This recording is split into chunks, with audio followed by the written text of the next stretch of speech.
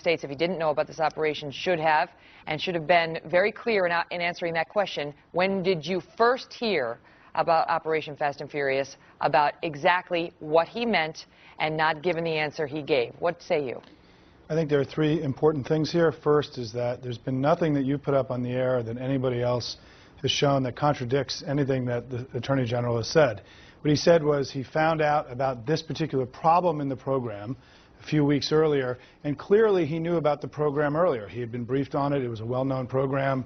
And so I think this is a whole bunch of hooey, and frankly, in this whole thing. The second thing is, on the specific program itself, the Bush administration ran a very similar program called Operation Wide Receiver. It's not about the operation anymore. That's a story from 2 months ago. This is about whether Eric Holder misrepresented what he knew about the operation. And I think clearly right now, based on everything you've shown today, Megyn, there's nothing that contradicts anything that the Attorney General has said so far. Rich, is that true? Well, he obviously gave a false answer to Congress. And the defense that he's going to, as Charles Krauthammer alluded to, is a little different from not reading the memos. He's saying he didn't understand the question. And it was a simple, plain question. It wasn't subtle. It wasn't sinuous in any way. It was just a frank question. When did you know about the program? And he gave what was the most politically convenient answer, which happened to be false, which was that, oh, I just learned about it a couple weeks ago. Now he's trying to say he was asked about when did he know about the most controversial aspects of the program, but that is not what he was asked. And let me make this one last point, Megyn. If this were a Republican Attorney General who gave false testimony before Congress, there would be absolute firestorm in the mainstream media. We're reading about it every day on the front page of the New York Times, and there's nothing like that here. You know, it's true that there's no smoking gun on paper yet, Simon, showing that the Attorney General knew about the most controversial aspects of this program that I've seen anyway. But there is this October 2010 memo between some top dogs at the Justice Department, which shows that they knew about, and I quote, they say, "I'm not sure how much grief we get for guns walking." And they go on from there. Now, they're talking about this program. They're talking about guns walking in October 2010. These are top DOJ officials. Right. If they knew about guns walking in October 2010, which is the most controversial aspect of the program, why didn't Eric Holder know about it then? Well, remember, the guns walking has been a policy of the federal government long before that Barack Obama's administration came in. It was a commonly used program in the Bush administration.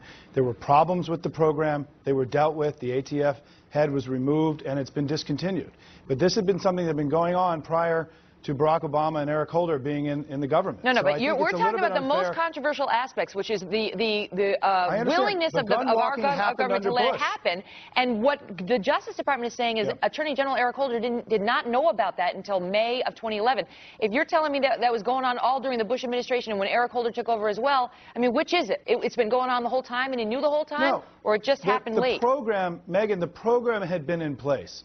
When these specific problems came up with the program, where the guns, there were too many guns, they were unaccounted for, there was the shootout on the border, that is why we're talking about all this, right, where a drug agent may have been killed by one of the guns, we don't know that.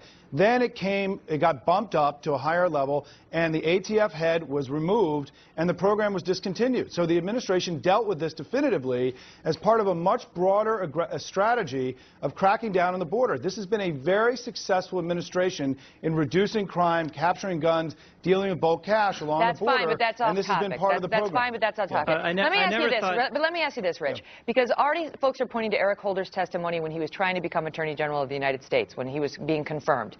And they talked about whether he didn't read, and you heard Krauthammer talking about the Arizona law.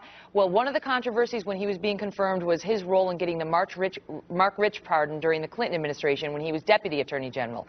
And there was a big controversy over that because he helped get that pardon, and this was a very bad guy, and he later had this exchange with Arlen Specter, which I want to play for you. We don't have it?